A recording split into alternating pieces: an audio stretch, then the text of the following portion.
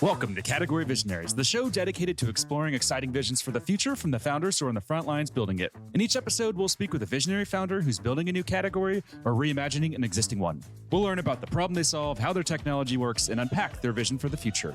I'm your host, Brett Stapper, CEO of Frontlines Media. Now let's dive right into today's episode.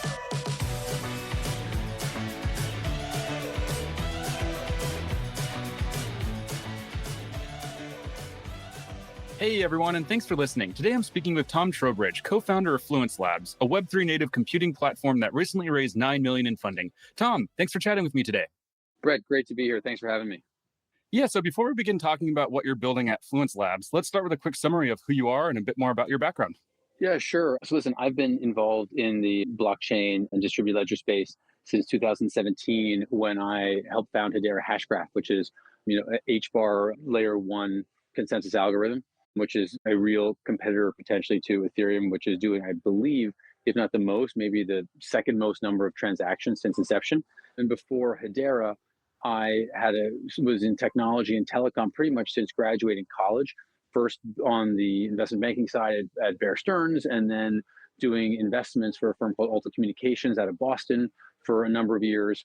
And then basically while doing jobs at a variety of other asset management firms on my own account, where I did kind of seed investing over that period of time as well. So never been a direct developer, but have had a lot of exposure to telecom and tech kind of for quite a while. Very cool. And what about blockchain, caught your attention and made you make the leap? Listen, I remember very clearly looking at it initially in around 2013 or 14, and a friend of mine, I think, sent me a graphic of the blockchain ecosystem. And it was just one page. And at the time, it must have had 50 companies and divided between protocols and dApps and exchanges and custodians. And I was just overwhelmed by it. And I was just like, I don't even know where to start. And so I just sort of put the thing down. And then I guess it was in 16, I started paying a lot more attention to Bitcoin. 17, did a lot of work, or not a lot of work, but some work on Ethereum, and started to recognize that these were really potentially game changing. And then effectively a friend of a friend introduced me to the Hedera team. And I, without knowing a ton about the space, it seemed like they really had something exciting and different and potentially superior to other technology and protocols. And I thought it was interesting enough that it was a really good opportunity to kind of jump into something which had been being developed at that point for about 5 years, and jump in at that stage and basically help build the public ledger of it and kind of take it the last bit to having a launch public network. So it was actually pretty interesting because you could come into a project that had a technical development been going on for years and years and years, but the ability to kind of add value and launch it was kind of nascent and with a lot to create. And so the ability to do that was I think something that just couldn't pass up. And did your friends and colleagues in the asset management space think you were insane when you told them you were going to leave and focus on blockchain? Yeah, there was a heavy skepticism without a doubt. And you can kind of tell by the people who invested in different rounds of my different projects. And so sort of very few in the first kind of stages. And then when it started, people could actually tell it was working, and other markets went up. And all of a sudden, that number of people who wanted to invest increased significantly. So I think you can just sort of tell by the numbers and check sizes of people that I know personally, kind of how the view of the industry evolved. And the funny thing is, right before I'd been in a job in the UK, I basically launched an office for an asset manager based in the UK, but I was in New York. And this guy is probably one of the more hard asset oriented people possible, and probably one of the most skeptical of anything virtual or not kind of real world based. My guess is even today, they would be very skeptical of the whole ecosystem. So there's some people I think that just won't get it, but that's fine. Interesting. Now, to dive into Fluence Labs, in simple terms, what problem are you guys solving and who are you solving that problem for? So Fluence Labs is building a peer-to-peer compute application, actually has built it.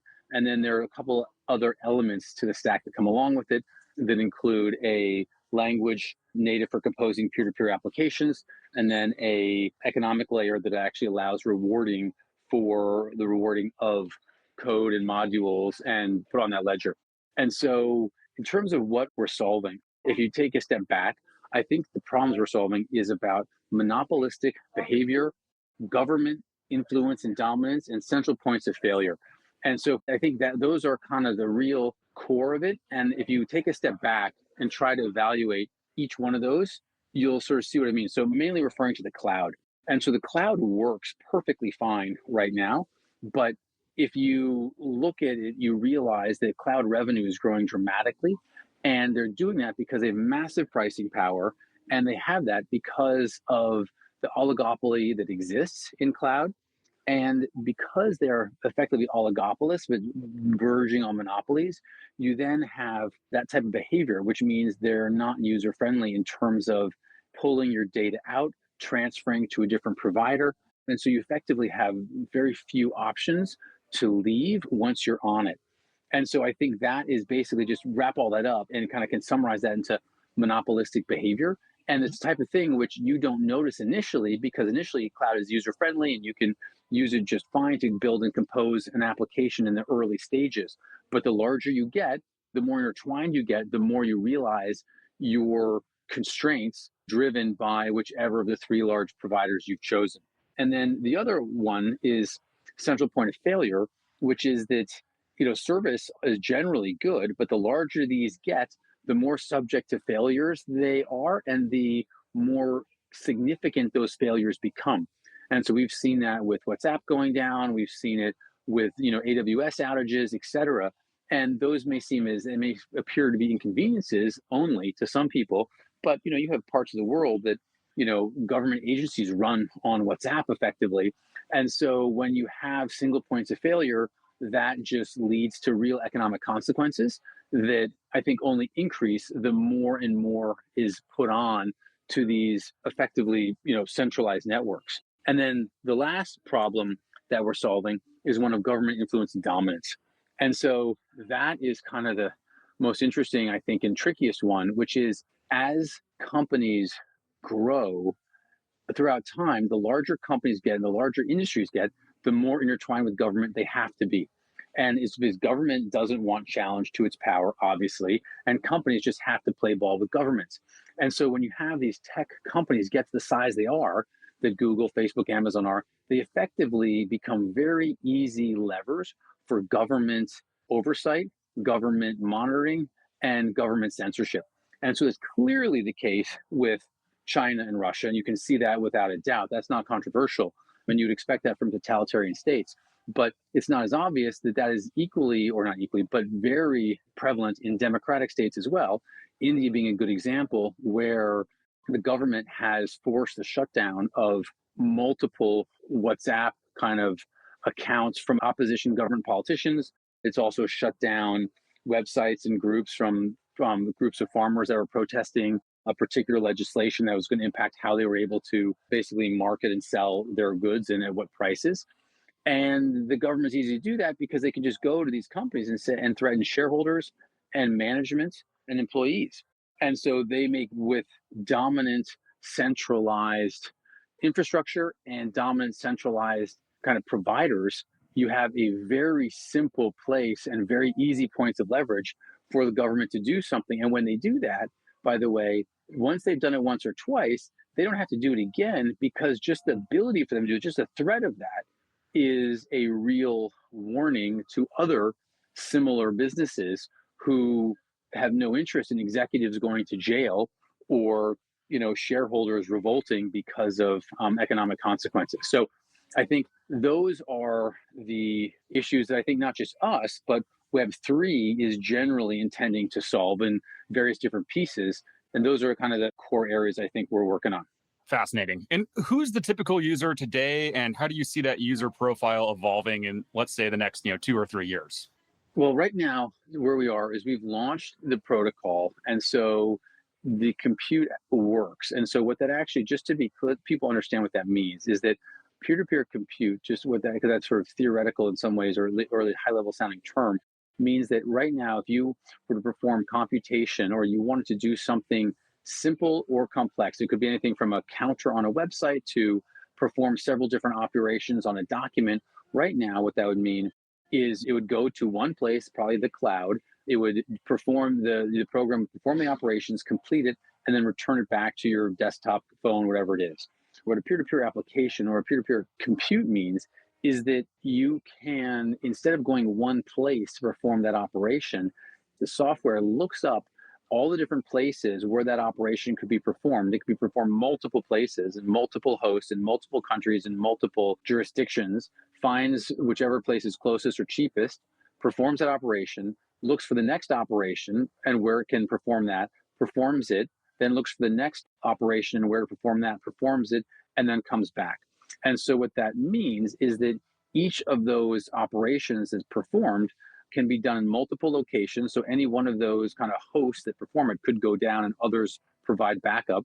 And if all doing one operation go down, it doesn't impact the ability to complete the other operations as well.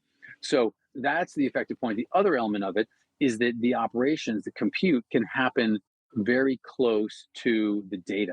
So if you have all your data and a huge amount of data sitting in a data center somewhere, it's inefficient to try to run compute on that somewhere else. So you want to run compute on that data. And so that is about, compute at the edge. Or say you have a car in the sort of new world of electrical, vehicles where you're collecting lots of information. You may want to be processing that information on the edge close to that vehicle, not back in a centralized data center somewhere far away. And so those are the types of things that either edge compute or peer-to-peer compute is good for. And in terms of where Fluence is, we've launched the protocol. It works, it's live, but right now it's being used internally at a couple of companies as we develop the economic layer. And the economic layer is what is going to basically be the payment rails that allow hosts to be compensated for running the compute and allow people who create software, which is effectively the compute, to be compensated when their software is used.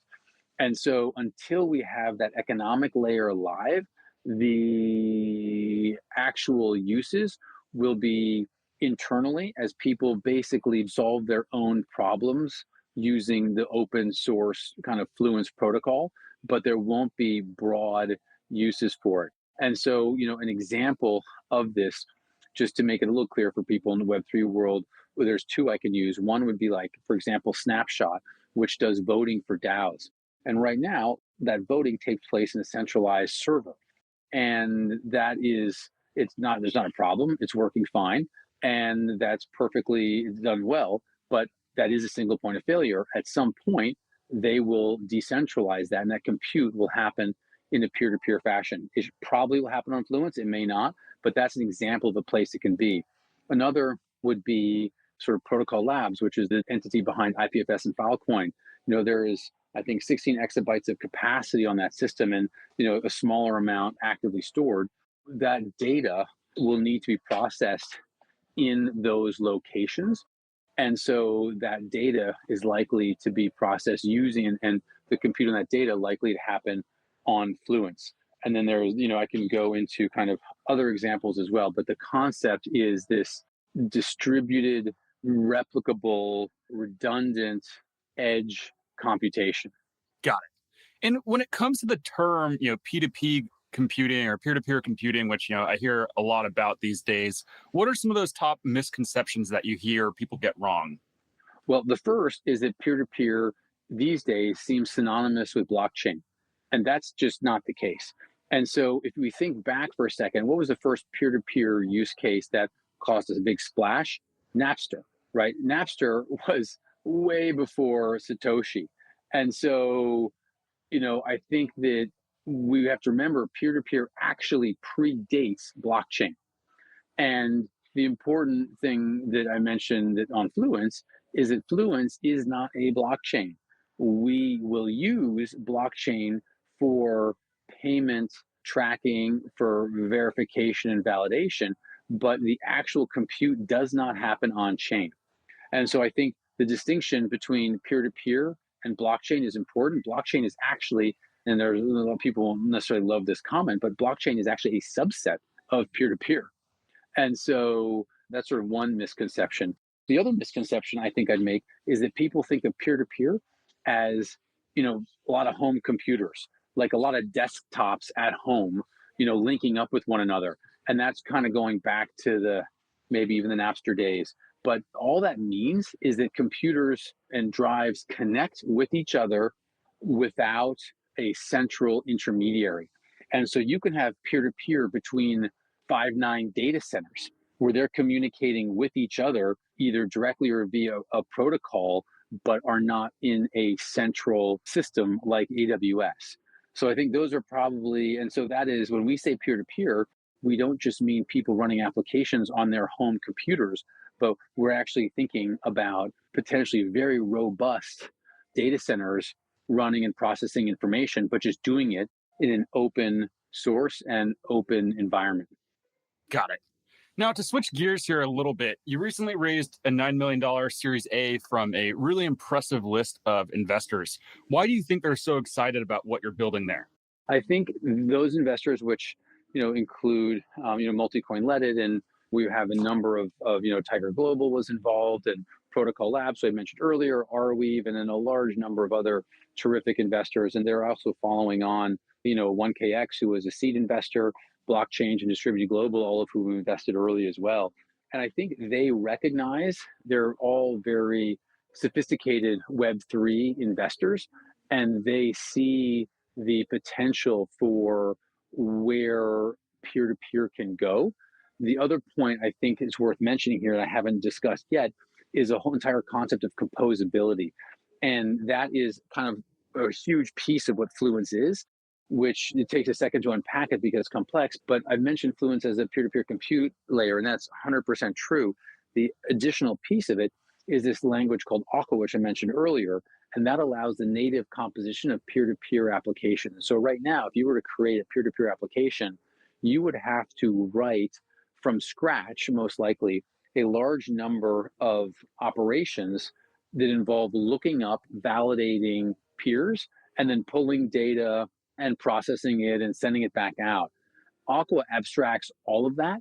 And so it dramatically simplifies the building and composition of peer to peer applications. And so we think what you end up with ultimately is you're able to build applications as simple as assembling kind of building blocks like you do for those who are familiar with it in the DeFi ecosystem. And when you have an open protocol like Fluence, applications that are on it and modules that are on it are all composable with each other.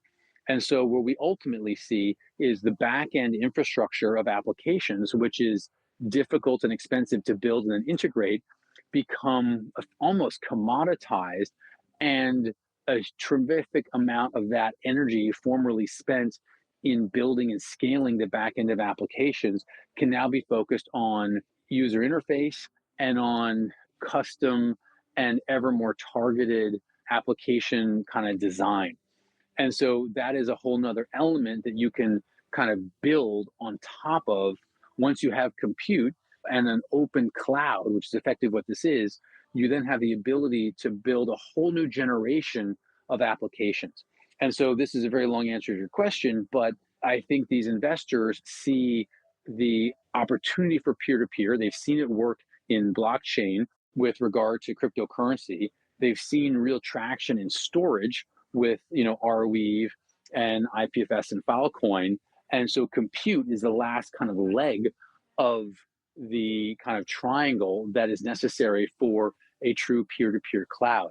So I think they're excited about the ability to see that reality and then understand kind of the broad implications if and when that is completed and scaled. And what about you personally, Tom? What excites you most about the work you're doing, and what makes you get up every day and work towards such an ambitious project? Listen, I think generally I'm very worried about, kind of back where I started, the dominance of several very large technology companies globally and where that could lead the world in 5, 10, 20 years. And that is deeply concerning to me with those companies becoming effective arms of government, of surveillance, of censorship. And I think that basically Web3 is our only chance to not live in a completely monitored and censored, almost dystopian world. And I think that, frankly, if we don't have Web3, if we don't have our own data ownership, if we don't have really truly peer-to-peer free applications, there's no way we actually don't end up in a world like China with universal social credit scores, government monitoring, and real oppression. And I don't think that's anyone in particular's fault. I just think that that's just the natural evolution of companies and governments is to grow stronger and try to increase power and stay in power. And that's just kind of the way things always work. No one has ever, or I guess very few people have actively or deliberately given up influence and power when they've had the chance. And so I think that is what I would like to have, but personally, and have Fluence play a role in helping to avert. And if we zoom out into the future, what does that future look like for Fluence Labs? Let's say, 3 or 5 years from now. I think we'll have a fully functional, robust stack of peer-to-peer compute, which is actively deployed in thousands of nodes, providing compute for a wide number of applications. I think the most interesting thing, though, will be all of the modules and software written and hosted on Fluence, which are then composed by anybody globally into applications, the likes of which are hard for us to imagine.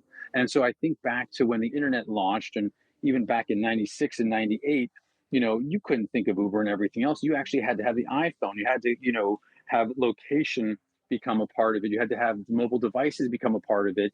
You had to have a couple different things happen. And then all of a sudden, you started seeing applications like Uber that you never would have envisioned, not only when the internet began, but even when the iPhone began, you couldn't have thought about that. And so I like that analogy as a way to think about an incredibly ubiquitous application that we take for granted these days that was hard to imagine when the blocks were first put together that enabled it. And I think about Fluence a little bit that way, where when you have the blocks of real composability and real peer-to-peer, it's hard to fully conceptualize the different creativity that will unleash. And so I don't have a clear vision of what that world will be, but I think it will have a change in our lives that will be similar to the change that mobile effectively combined with the internet has brought to our lives so far. Amazing.